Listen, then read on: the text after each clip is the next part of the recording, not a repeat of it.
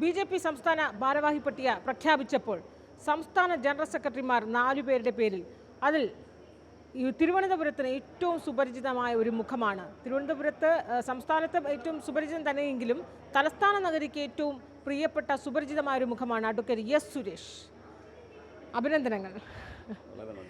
ഈ സംസ്ഥാന അധ്യക്ഷൻ്റെ തൊട്ട് താഴെ 4 പ്രധാനപ്പെട്ട സംസ്ഥാന ജനറൽ സെക്രട്ടറിമാർ വരുമ്പോൾ ഏറ്റവും നിർണായകമായ ഒരു പദവിയിൽ എസ് സുരേഷ് വരുന്നു. എന്തായാലും ഈ ഒരു പുതിയൊരു മാറ്റത്തെ താങ്കൾ എങ്ങനെയാണ് കാണുന്നത്?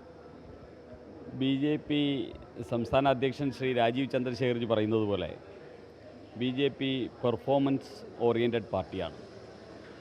ഓരോരുത്തരുടെയും മെരിറ്റും പെർഫോമൻസും അതോടൊപ്പം തന്നെ അവരുടെ പ്രാഗൽഭ്യവും അത് മനസ്സിലാക്കി അവരെ ഓരോ വേദിയിൽ എത്തിച്ച് പാർട്ടിയെ വളർത്തുക എന്നുള്ളതാണ് അദ്ദേഹത്തിൻ്റെ ഒരു നയം. അതുപ്രകാരം അദ്ദേഹം ഒരു ടീമിനെ നിശ്ചയിച്ചു. ആ ടീമിൽ ഭാഗവാക്കാകാൻ കഴിഞ്ഞത് വളരെ സന്തോഷകരമായ കാര്യമാണ്. ഞങ്ങളിതിനെ കാണുന്നത് പാർട്ടിയുടെ ഒരു പ്രവർത്തകരാണ് ശാശ്വതമായ എപ്പോഴും നിലനിൽക്കുന്നൊരു ചുമതല. മറ്റ് ഉത്തരവാദിത്വങ്ങൾ ഒരു നിശ്ചിത കാലഘട്ടത്തിലേക്ക് ചാർത്തി തരുന്നതാണ്. അപ്പോൾ എന്തായാലും ഇപ്പോൾ ഇങ്ങനെ ഒരു ജനറൽ സെക്രട്ടറി എന്നുള്ള ഉത്തരവാദിത്വം ലഭിച്ചു. ആ ഉത്തരവാദിത്വം ഭംഗിയായിട്ട് നിർവഹിക്കാൻ സാധിക്കുമെന്ന് പ്രതീക്ഷിക്കുന്നു. തിരുവനന്തപുരത്ത് 7 വർഷക്കാലം ജില്ലാ പ്രസിഡൻ്റായിരുന്നു. ആ സമയത്ത് തിരുവനന്തപുരത്ത് എല്ലാ പ്രവർത്തകരെയും എല്ലാവരെയും ഒരുമിച്ച് ചേർത്ത് നിർത്തി പാർട്ടിക്ക് വലിയൊരു മുന്നേറ്റം ഉണ്ടാക്കാൻ സാധിച്ചു. ശ്രീ രാജീവ് ചന്ദ്രശേഖരൻ്റെ നേതൃത്വത്തിൽ സംസ്ഥാനത്താകമാനം അത്തരത്തിലുള്ളൊരു മുന്നേറ്റം ഉണ്ടാക്കാൻ വേണ്ടിയുള്ളൊരു പരിശ്രമം നടന്നുകൊണ്ടിരിക്കുന്നു. തദ്ദേശ തെരഞ്ഞെടുപ്പിന് വേണ്ടിയുള്ള തയ്യാറെടുപ്പ് ഞങ്ങൾ 3 മാസങ്ങൾക്ക് മുമ്പേ ആരംഭിച്ചു. നാളെ ശ്രീ അമിത്ഷാജി പങ്കെടുക്കുന്നത് ഞങ്ങളുടെ വാർഡ് തലത്തിൽ 18,000-ഓളം വാർഡ് തലത്തിലുള്ള പ്രതിനിധികളുടെ സമ്മേളനത്തിലാണ്. 4 ജില്ലകളിലെ സമ്മേളനം നേരിട്ടും മറ്റ് 10 ജില്ലകളുടേത് വെർച്വലായിട്ടും നടത്തുകയാണ്. അത് ഞങ്ങളുടെ തയ്യാറെടുപ്പുകളുടെ ഒരു വലിയ വിജയമാണ്. അപ്പോൾ 2025 തദ്ദേശ തെരഞ്ഞെടുപ്പിൻ്റെ ഫലം പുറത്തു വന്നു കഴിയുമ്പോൾ 2026 പിറക്കുന്നത് ബി.ജെ.പി. സെൻട്രിക്കായിട്ടുള്ള ബി.ജെ.പി. കേന്ദ്രീകൃതമായിട്ടുള്ളൊരു പുതിയ കേരള രാഷ്ട്രീയത്തിലൂടെ ആയിരിക്കും. അതിനുവേണ്ടിയുള്ള തയ്യാറെടുപ്പിൻ്റെ ഭാഗവാക്കാകാൻ നേതൃനിരയിൽ നിന്ന് തന്നെ ഭാഗവാക്കാകാൻ സാധിക്കുന്നത് വളരെ സന്തോഷകരമായിട്ടുള്ള കാര്യമാണ്. ഞങ്ങളുടെ ഈ ഭാരവാഹികളിൽ യുവാക്കൾ കാര്യമായിട്ടുണ്ട്. അതോടൊപ്പം തന്നെ സമൂഹത്തിൻ്റെ എല്ലാ മേഖലകളിലുമുള്ളവരുടെ പ്രാതിനിധ്യം ഉറപ്പിച്ചിട്ടുണ്ട്. ശ്രീ കെ സുരേന്ദ്രൻ്റെ നേതൃത്വത്തിൽ 20% വോട്ട് നേടാൻ സാധിച്ച ഒരു പ്രാഗൽഭ്യം നമ്മുടെ മുമ്പിലുണ്ടായിരുന്നു. അതിലെ 60% ഭാരവാഹികളെ ഈ ടീമിൽ നിലനിർത്താൻ സാധിച്ചു. മറ്റ് പുറത്തുനിന്ന് നല്ലൊരു യുവാക്കളെ ഉൾപ്പെടെ കൊണ്ടുവരുന്നത് ഒരു എല്ലാവർക്കും സ്വീകാര്യമായ കുറ്റമറ്റ എല്ലാ മേഖലയും പ്രതിനിധീകരിക്കുന്ന പ്രത്യേകിച്ച് യുവാക്കളുടെ ടാലൻറ്റിന് പ്രാമുഖ്യം നൽകുന്ന ഒരു നല്ല ഒരു ടീമായിട്ട് ഈ ടീം രാജീവ് ചന്ദ്രശേഖരൻ്റെ നേതൃത്വത്തിലുള്ള ടീം മാറുമെന്നാണ് പൊതുവെ കേരളത്തിലെ പ്രവർത്തകരെല്ലാവരും പ്രതീക്ഷിക്കുന്നത്. ആ പ്രവർത്തകരോടൊപ്പം എൻ്റെ പ്രതീക്ഷയും അത് തന്നെയാണ്. തീർച്ചയായും താങ്കൾ പറഞ്ഞത് വലിയ പ്രധാനപ്പെട്ട ഒരു പോയിൻ്റാണ്. എല്ലാ മേഖലയിലുള്ളവരെ ഉൾപ്പെടുത്തി യുവാക്കളെയും പുതുമുഖങ്ങളെയും തുല്യ പ്രാധാന്യത്തോടുകൂടി പരിഗണിച്ചിട്ടുള്ള ഒരു പട്ടികയാണ് ഇപ്പോൾ പ്രഖ്യാപിച്ചിരിക്കുന്നത്. ഈ താങ്കൾക്ക് രാജീവ് ചന്ദ്രശേഖർ ഇവിടെ ലോക്സഭാ തെരഞ്ഞെടുപ്പിൽ സ്ഥാനാർത്ഥിയായി മത്സരിക്കുമ്പോൾ അതിൻ്റെ ഒപ്പം ആ തെരഞ്ഞെടുപ്പുകൾക്ക് ചുക്കാൻ പിടിച്ച ഒരു നേതാവാണ് താങ്കൾ. അതുകൊണ്ട് തന്നെ താങ്കൾക്ക് രാജീവ് ചന്ദ്രശേഖറിൻ്റെ കേരള രാഷ്ട്രീയത്തിലേക്കുള്ള അദ്ദേഹത്തിൻ്റെ കടന്നുവരവ് ആ സമയം മുതലേ താങ്കൾക്ക് അദ്ദേഹത്തിൻ്റെ മൂവ്മെൻറ്റുകളൊക്കെ കൃത്യമായി അറിയാം. എങ്ങനെ വിലയിരുത്തുന്നു രാജീവ് ചന്ദ്രശേഖർ എന്ന നിങ്ങളുടെ പുതിയ സംസ്ഥാന അധ്യക്ഷൻ്റെ ഇതുവരെയുള്ള ദിവസങ്ങളിൽ അദ്ദേഹത്തിൻ്റെ ആ ഒരു പ്രവർത്തന ശൈലിയെ താങ്കൾ എങ്ങനെ വിലയിരുത്തുന്നു? ശ്രീ രാജീവ് ചന്ദ്രശേഖർജിയുടെ ഈ പാർലമെൻറ്റ് തെരഞ്ഞെടുപ്പിൽ എനിക്ക് ആറ്റിങ്ങൽ പാർലമെൻറ്റിൻ്റെ പ്രത്യേക ചുമതലയായിരുന്നു. തിരുവനന്തപുരം പാർലമെൻറ്റിൻ്റെതല്ലായിരുന്നു. പക്ഷേ രാജീവ് ചന്ദ്രശേഖർജിയുടെ എൻ്റെ മണ്ഡലം എന്ന നിലയിൽ തിരുവനന്തപുരം പാർലമെൻറ്റിൽ എന്നാൽ കഴിയുന്ന കുറേ കാര്യങ്ങൾ ചെയ്യാൻ സാധിച്ചു. അദ്ദേഹം വന്നതിന് ശേഷം അദ്ദേഹം ആദ്യമായി ഉയർത്തിയ മുദ്രാവാക്യം വികസിത കേരളം എന്നുള്ളൊരു മുദ്രാവാക്യമാണ്. വികസിത ഭാരതത്തിന് അനുഗുണമായിട്ട് വികസിത കേരളം ഉണ്ടാകണം. അത് അസാധാരണമായിട്ടുള്ള ഒരു ജനസമ്മതി ആ മുദ്രാവാക്യത്തിന് ലഭിച്ചു. ബി.ജെ.പിക്ക് മാത്രമേ വികസിത കേരളം എന്ന് പറയും, വികസനം എന്ന് പറയുന്നതാണ് യഥാർത്ഥ മതേതരത്വം, വികസനം എന്ന് പറയുന്നതാണ് എല്ലാവരെയും ചേർത്ത് പിടിക്കൽ എന്ന ഒരു വലിയ കോൺസെപ്റ്റാണ് രാജീവ് ചന്ദ്രശേഖർ മുന്നോട്ട് വെച്ചത്. അതിന് കേരളത്തിൽ അസാധാരണമായിട്ടുള്ള ജനപിന്തുണ ലഭിച്ചു കഴിഞ്ഞിരിക്കും.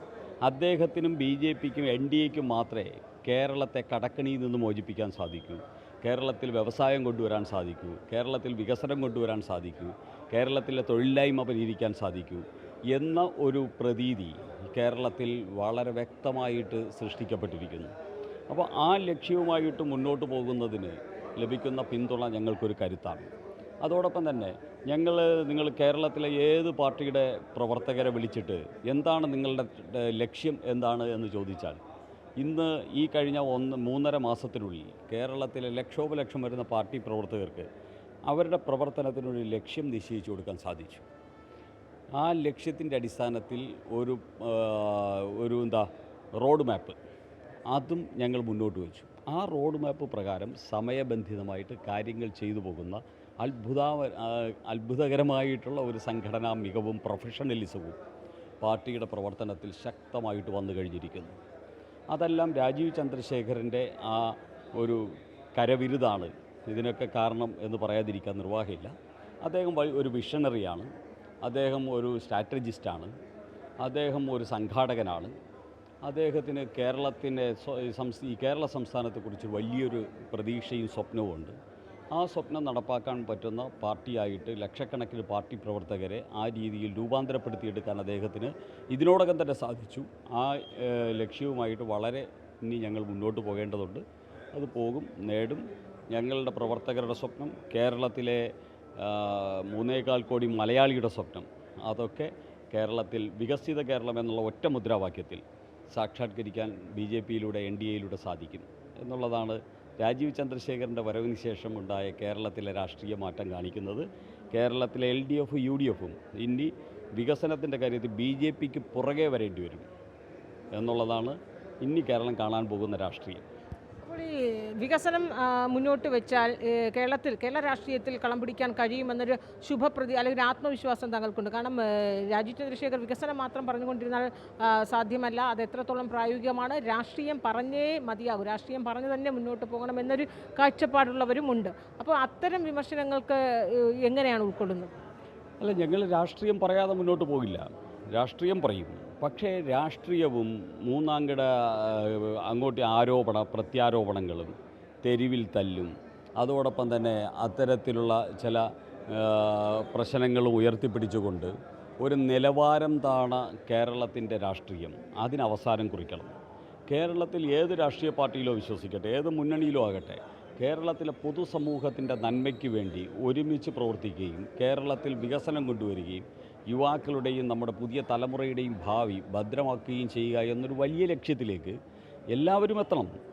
അതിന് ദൗർഭാഗ്യവശാൽ കമ്മ്യൂണിസ്റ്റ് പാർട്ടിക്ക് എത്താൻ സാധിക്കില്ല. അവർ ക്രിയാത്മകമല്ല, അവർ ക്രിയാത്മകമായിട്ടുള്ളൊരു പൊളിറ്റിക്സ് അല്ല കമ്മ്യൂണിസ്റ്റ് പൊളിറ്റിക്സ്. അതുകൊണ്ട് അവർക്കത് സാധിക്കില്ല. കോൺഗ്രസ്സിനാണെങ്കിൽ സംസ്ഥാനത്തും ഭരണമില്ല, കേന്ദ്രത്തിലും ഭരണമില്ല. അവർക്കുണ്ടായിരുന്ന കാലഘട്ടത്തിൽ സാധിച്ചിട്ടുമില്ല. അതുകൊണ്ട് കോൺഗ്രസ് അപ്രസക്തമാണ്. കമ്മ്യൂണിസ്റ്റ് പാർട്ടിക്ക് നിഷേധാത്മകമായിട്ടുള്ള രാഷ്ട്രീയത്തിൻ്റെ പ്രതിനിധികളാണ് കമ്മ്യൂണിസ്റ്റുകൾ. അവർക്കും കേരളത്തിൽ ഒന്നും ചെയ്യാൻ സാധിക്കില്ല. ഈ സാഹചര്യത്തിലാണ് BJPക്ക് സാധിക്കുന്നത്. അതിനോടൊപ്പം കേരളം മുഴുവൻ ചരിക്കും എന്നാണ് BJP ഉറച്ചു വിശ്വസിക്കുന്നത്. അതാണ് ഇന്ന് കേരളത്തിൽ കാണുന്നത്. ഇവിടെ ക്രിസ്ത്യൻ സമൂഹം വരുന്നത് BJPയോടുള്ള ആ താല്പര്യം എന്ന് പറയുന്നത് വികസനത്തിൻ്റെ കാര്യത്തിൽ BJPയാണ് പ്രതീക്ഷ എന്നതുകൊണ്ടാണ്. മുസ്ലിം സമൂഹം നാളെ ഞങ്ങളുടെ പുറകിൽ വരും. കാരണം എല്ലാ വിഭാഗങ്ങൾക്കും വികസനം വേണം. വികസനമാണ് യഥാർത്ഥ മതേതരത്വം. അതാണ് ഞങ്ങൾ പറയുന്നത്. കുറ്റമറ്റ ഒരു സംഘടന, അതായത് ഭാരവാഹി പട്ടിക 100% കുറ്റമറ്റതാണ്, എല്ലാ മേഖലയിലുള്ളവരെ ഉൾപ്പെടുത്തിക്കൊള്ളതാണ് എന്ന് പറയുമ്പോഴും ചില പ്രത്യേക പ്രതീക്ഷിച്ചിരുന്ന പലരെയും ഇതിൽ നിന്ന് ഒഴിവാക്കി, ചിലരെ പൂർണ്ണമായും തഴയപ്പെട്ടു എന്ന രീതിയിലുള്ള ചില ആക്ഷേപങ്ങൾ എവിടെയൊക്കെ ഉയർന്നു വരുന്നുണ്ടല്ലോ. അതിനോടുള്ള താങ്കളുടെ ഒരു മറുപടി എങ്ങനെ? ഈ പാർട്ടിയിലെ പ്രവർത്തകരെന്ന് പറയുന്നത് വളരെ വൈകാരികമായി അടുപ്പമുള്ള പ്രവർത്തകരാണ്. ഒരു കുടുംബത്തെ പോലെയാണ്. ഞാൻ നേരത്തെ സൂചിപ്പിച്ചതുപോലെ ഒരു പ്രവർത്തകൻ എന്നതാണ് ഈ പാർട്ടിയിലെ ഏറ്റവും ശാശ്വതമായ ഉത്തരവാദിത്വം. ചുമതലകൾ മാറി മാറി വന്നുകൊണ്ടിരിക്കും. അതൊരു നിശ്ചിത കാലത്തേക്കുള്ളതാണ്. അത് പാർട്ടിയുടെ ലക്ഷോപലക്ഷം പ്രവർത്തകർക്ക് ബോധ്യമുള്ള ഒരു ഞങ്ങളുടെ കാഴ്ചപ്പാടാണ്. അതുകൊണ്ട് ഇപ്പോൾ താങ്കൾ പറഞ്ഞതുപോലെയുള്ള പ്രശ്നങ്ങൾ വലുതായിട്ടൊന്നും പാർട്ടിയെ ബാധിക്കാൻ പോകുന്നില്ല. പക്ഷേ ശരിയാണ്, ഇന്നലെ വരെ ഒരു ചുമതല ഉണ്ടായിരുന്നു, ഇന്നാലെ ചുമതല ഇല്ലാതെ വരുന്ന സമയത്ത് മനുഷ്യ സഹജമായിട്ടുള്ള ചില ബുദ്ധിമുട്ടുകൾക്ക് ചില ആൾക്കാർക്കുണ്ടാകും. പക്ഷേ അങ്ങനെയുള്ളവരുടെ പ്രശ്നങ്ങൾ ഞങ്ങൾ പരിഹരിക്കും. ഒരൊറ്റ പ്രവർത്തകനെയും ഞങ്ങൾ ചുമതലകളിൽ നിന്ന് മാറ്റി നിർത്തില്ല. എല്ലാവരെയും ഉൾക്കൊള്ളും. പുതിയ തലമുറയിൽപ്പെട്ടവരും ഇന്നലകളിൽ പാർട്ടിയിലേക്ക് വന്നവരും എത്രയോ ദശാബ്ദങ്ങളായിട്ട് പാർട്ടി ഒന്നുമൊന്നും അല്ലാതിരുന്ന കാലഘട്ടത്തിൽ ഈ പാർട്ടിക്ക് വേണ്ടി കൊടിപിടിക്കുകയും പോസ്റ്റൊട്ടിക്കുകയും ചുവരെഴുതുകയും അടികൊള്ളുകയും ജയിലിൽ കിടക്കുകയും ഒക്കെ ചെയ്തിട്ടുള്ള പതിനായിരക്കണക്കിന് പ്രവർത്തകരുടെ പ്രസ്ഥാനമാണിത്. എല്ലാവരെയും ചേർത്ത് നിർത്തിക്കൊണ്ട്, എല്ലാവരെയും ഉൾക്കൊണ്ടുകൊണ്ട്, എല്ലാവർക്കും ബഹുമാനം നൽകിക്കൊണ്ട്, എല്ലാവർക്കും സ്നേഹം നൽകിക്കൊണ്ട്, എല്ലാവരുടെ കഴിവിനെയും ഉപയോഗിച്ചുകൊണ്ട്, കഴിയുന്നത് മുഴുവൻ അവർക്ക് ചെയ്തുകൊണ്ട്, അങ്ങനെ ഞങ്ങളുടെ ഒരു പ്രവർത്തകർ തമ്മിലുള്ള വൈകാരിക അംശത്തിൻ്റെ എല്ലാ മഹത്വവും സ്വാംശീകരിച്ചുകൊണ്ട് മുന്നോട്ട് പോകുന്ന ഒരു കമ്മിറ്റി ആയിരിക്കും രാജീവ് ചന്ദ്രശേഖരൻ്റെ കമ്മിറ്റി. ഇതിനകത്ത് ഈ പട്ടിക പ്രസിദ്ധീകരിച്ചപ്പോൾ അല്ലെങ്കിൽ അത് പ്രഖ്യാപനം വന്നപ്പോൾ മുരളീധര പക്ഷം കെ സുരേന്ദ്ര പക്ഷത്തൊക്കെ വെട്ടിമാറ്റിയെന്ന രീതിയിലൊക്കെ ചില മാധ്യമങ്ങളും സോഷ്യൽ മീഡിയയിലൊക്കെ അങ്ങനെ ചില കമൻറ്റുകളൊക്കെ വരുന്നുണ്ടല്ലോ. അത് മാധ്യമങ്ങളുടെ സൃഷ്ടിയാണ്. മുരളിയേട്ടനോ അല്ലെങ്കിൽ ശ്രീ കെ സുരേന്ദ്രനോ അത്തരത്തിലുള്ള അഭിപ്രായങ്ങൾ ഉണ്ടാവാനുള്ള യാതൊരു സാധ്യതയില്ല. അങ്ങനെ ഏതെങ്കിലും ഒരു പക്ഷം എന്ന് പറഞ്ഞ് അത് വെട്ടിമാറ്റപ്പെട്ടു എന്ന ഒരു ചിന്ത പാർട്ടിക്കകത്തില്ല. ഇവിടെ ഞാൻ നേരത്തെ സൂചിപ്പിച്ചതുപോലെ ഒരു 60% നേരത്തെ ഉണ്ടായിരുന്ന ടീമാണ് ഇപ്പോഴുള്ളത്. പാർട്ടി ഇന്ത്യയിലും സംസ്ഥാനങ്ങളിലുമൊക്കെ അനുവർത്തിക്കുന്ന ഒരു രീതിയുണ്ട്. ഓരോ പുതിയ ടേം വരുമ്പോഴും ഒരു 40% പുതുമുഖങ്ങൾ വരുന്ന ഒരു കീഴ്വഴക്കമുണ്ട്. ആ കീഴ്വഴക്കം മാത്രമേ കേരളത്തിൽ നടപ്പാക്കിയിട്ടുള്ളൂ. ഇത് നടപ്പാക്കിയത് മുഴുവൻ തന്നെ എല്ലാവരുമായിട്ട് വേണ്ടത്ര കൂടിയാലോചനകൾ നടത്തിയിട്ടാണ്. പാർട്ടിയുടെ സംസ്ഥാന അധ്യക്ഷൻ അതിൽ വളരെ പിടിവാശി കാണിച്ചിരുന്നു.